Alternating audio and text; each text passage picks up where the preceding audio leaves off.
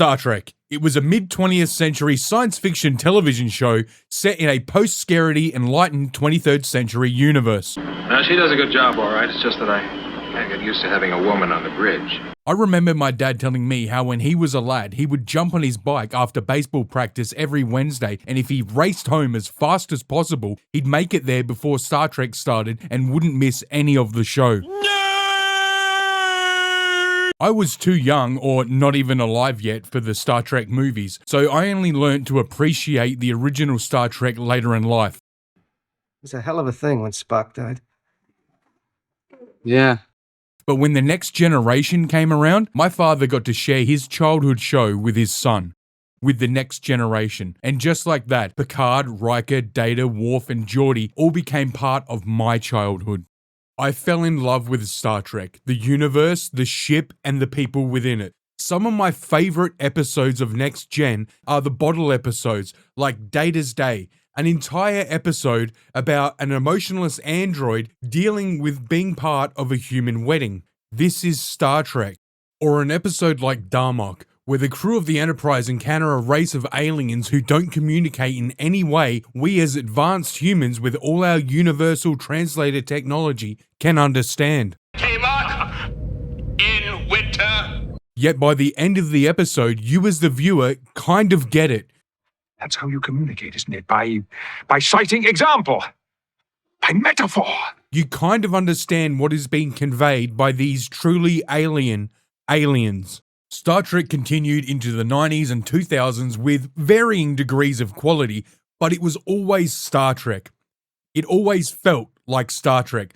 The worst episodes of Voyager and Enterprise still felt like Star Trek, just not good Trek. The same cannot be said for Kurtzman Trek. The 2009 Star Trek movie did not feel like Star Trek, but it was set in an alternate timeline and the casting was quite good. For the most part. I just watched the finale of She-Hulk, Attorney at Law, and I've got to say, I think that show is the best thing Marvel had done since Endgame. I think it's fucking brilliant. It's really funny. I love its self-reflexivity. That last episode was like blazing fucking saddles. It was great. Tatiana Maslany is da bomb, and I would like to marry her in an alternate dimension. The following films got further and further away from actual Trek, but hey, alternate timeline. My name is Khan. These were Elseworld films, not for the Trekkies, but rather for the normies. Then a new Star Trek show was announced, Star Trek Discovery, aptly abbreviated STD. No longer was Kurtzman Trek contained to an alternate universe, it had infected real Trek, and much like AIDS or monkeypox, it spread in the gayest way possible. Spock now has a stunning and brave adopted sister who is the key to everything thanks to a time-traveling Iron Man suit, and he never mentioned it to Kirk, and somehow when his father Sarek succumbs to Vulcan dementia and loses control of his faculties, forcing Picard to mind meld with him, sharing all of his emotions and memories, Sarek somehow manages to keep those memories to himself. Vulcans no longer have a culture and religion in which they purge themselves of emotion and practice vegetarianism, so when Spock becomes fully human for an episode, he acts emotionally and eats bacon. Section 31, the clandestine deep state of Starfleet, known only as conspiracy theory and rumor, now has their own custom ships and comm badges so everyone knows just who they are. Jean-Luc Picard becomes romantically attracted to Data, who despite being an android, ages into what resembles Steven Seagal painted gold. The Romulans Empire, despite being an empire, is all but wiped out thanks to the star that their home planet, Romulus, orbits going supernova, and despite being an empire and knowing the star was going supernova, couldn't get their own ships in the sector to take people off-world. But if the Federation had let Picard and a few ships travel through Federation space, then through the neutral zone, then all the way to Romulus, he could have saved them. Also, the Borg are now just misunderstood, and during the Klingon War, a musical happened. Star Trek is no longer Star Trek. Old grey mare, she ain't what she used to be, ain't what she used to And be. it seems that Kurtzman has taken that to the next level with his new show, Starfleet Academy. This show isn't just made for the modern audience, it is the modern audience. They've got strong women, strong lesbian women, people of colour, retards of colour, and member berries. Why has the Doctor a hologram aged? Did he change his program because he's like 900 at this point? If so, at what point? Was it like 100 years, 300, 500? Or was it like 10 years after Voyager? Wait, no, there's an episode of Voyager set like 25 years after they get home, and he looks exactly the same. So it was some point between like 30 to 900 years that he decided, well, okay, I need to look 70 now. And then that was it. Speaking of the Doctor, after the trailer got mocked and memed by Trek fans online, good old Robert Picardo busted out the tried and true surefire method of boosting viewer numbers, calling people ists and isms if they don't watch. Long before the term existed, Star Trek's heart was woke, and even though that word has been hijacked and made a cudgel to insult, to ridicule, and at the toxic extremes of social media to justify prejudice and racism, Star Trek's heart is strong and still beating for those listening. Well, Rob, old boy, if Star Trek was always woke, as you put it, then explain why people like old Trek and hate new Trek. If it was always poorly written intersectional identity politics, then why was it ever popular? The truth is, it wasn't, and you know it, but a paycheck and a chance to have a spotlight again have blinded you to reality. I mean, be honest, Rob. Is the writing for Starfleet Academy up to the same standard as Voyager? And as far as Trek's heart, still strong and beating for those listening? Those listening are becoming fewer and fewer. The beats of that heart are getting slower and slower. Hell, I bet the next Comic-Con that Robert goes to, he'll have more people bringing up that one episode of 21 Jump Street he was in than this new Trek slop. And staying on the slop theme, Paramount put on a red carpet, or rather a self-proclaimed blue carpet event for this red-headed wife's black son of a show, so we could all get massive hype by letting us get to know the cast. Tonight, I am your host on the blue carpet at the New York City premiere of Star Trek Starfleet Academy. This was a mistake. I've seen the first 2 episodes, and the story that you're telling is really, really compelling. I think the interrogation that Noose has of the Federation as a system is really, really exciting. Yes. Well, I'm very excited for you. Thank you so much for joining me. Enjoy your night. Congratulations. Thank you. Have a good one. Okay. Bye. Well, that was awkward as hell. She looks like someone just reminded her about walking in on her father cranking it to Thai ladyboys mud wrestling shaved llamas. Speaking of unshaved llamas, why is this fake scientist queef here? This guy is a mechanical engineer / unfunny comedian. So he is exactly qualified for Star Trek as me. Dead set. The last time I saw this dick sniffer in a sci-fi show was Stargate Atlantis. Actually, come to think of it, when was the last time you even published a paper? It was like the 80s? It hasn't been that long. I think I was listening to that band, A Flock of Seagulls, while I was reading. Actually, it might have been pre-Reagan. Pot kettle! And here I have Star Trek alum, Beckett Mariner, my loved one, Tawny Newsome, writer and co-producer. If you're wondering who this thrashed out slapper is, she was a writer for Star Trek Lower Decks. Keep your hands to yourselves. Hey, that's an anus. Yeah, so that's the level of writing we can expect from Starfleet Academy. What are you excited for fans and Trekkies to know about this new batch of cadets? Starfleet Academy has been such a huge part of the Star Trek franchise. We're finally getting a moment to talk about it. What are you excited to share to fans? Oh, this will be good. I am excited for the fans to dissect absolutely everything that they hate. They will do that. Yeah, we will. Especially when you completely butcher the IP and then sodomize its corpse. Because it is a Star Trek rite of passage, and we know y'all are going to do it, and you're allowed to do it, because that is your right as fans. Yes, people can call dog shit. Nobody needs your permission, you entitled bint.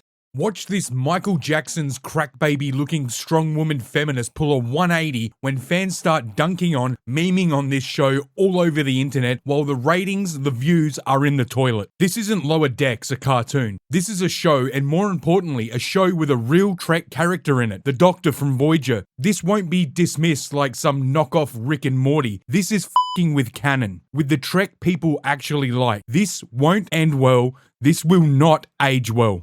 And speaking of not aging well, some of the cast are doing the internet rounds, and these interviews aren't exactly generating hype. There seems to be almost zero interest in the show or the stars of it.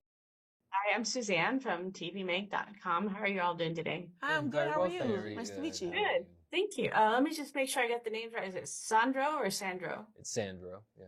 Sandro. And Carice? Yeah, it's perfect. Okay, good.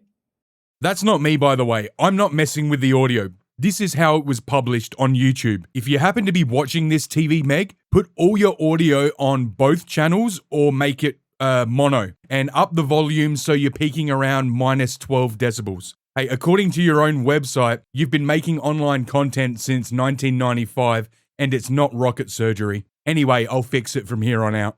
You never know. I know George. It's Jorge. It's actually George. Jorge. George.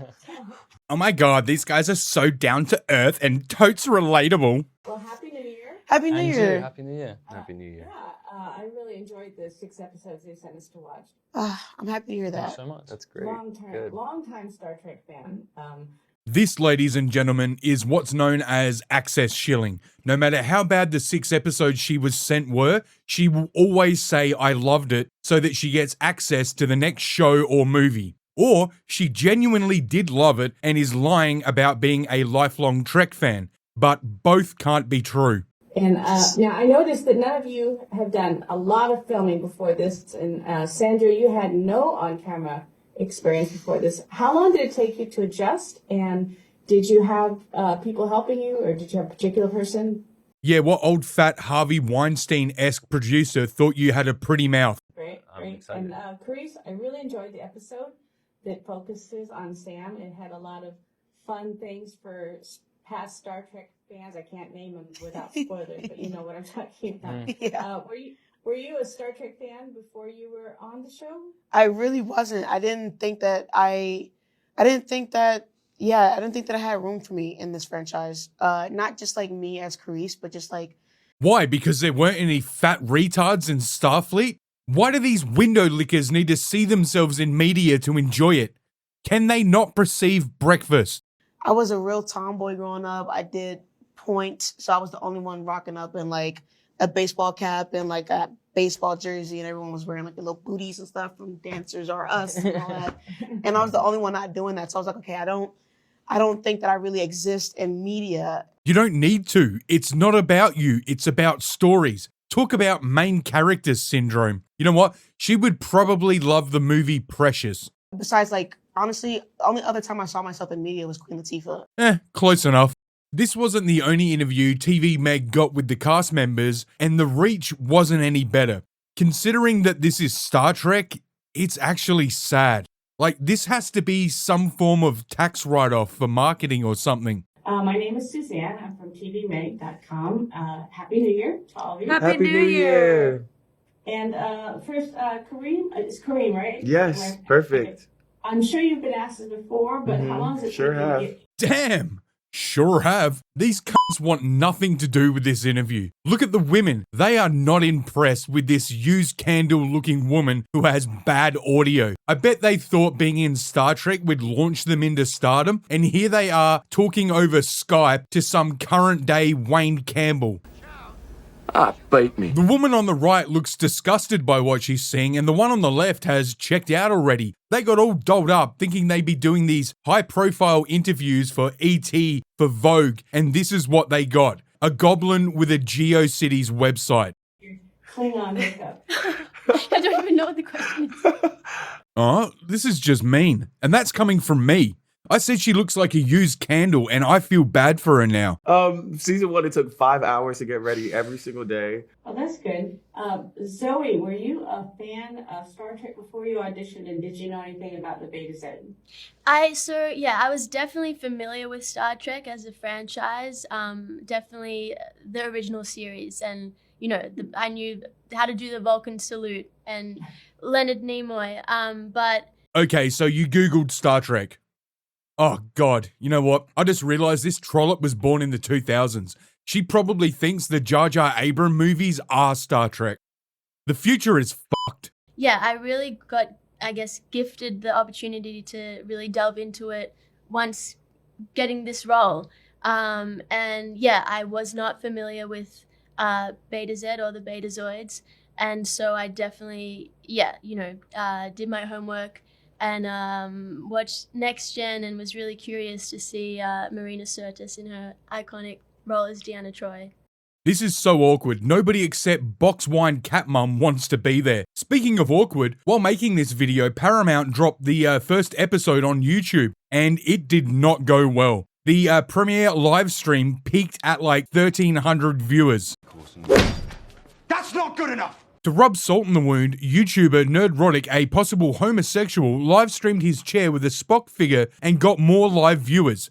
Now, to be fair, Hassan Piker gets tens of thousands of views streaming an empty chair in between electrocuting dogs. Jordan's king to try and take in more Palestinians, correct? I mean, that's what we've heard from Trump. As shocking as it may seem, Star Trek may be dead. He's dead. But hey, I could be wrong. This show could be the shot in the arm that the franchise needs. Not bloody likely. Anyway, I'm off to watch the first episode and see what's what. Wish me luck.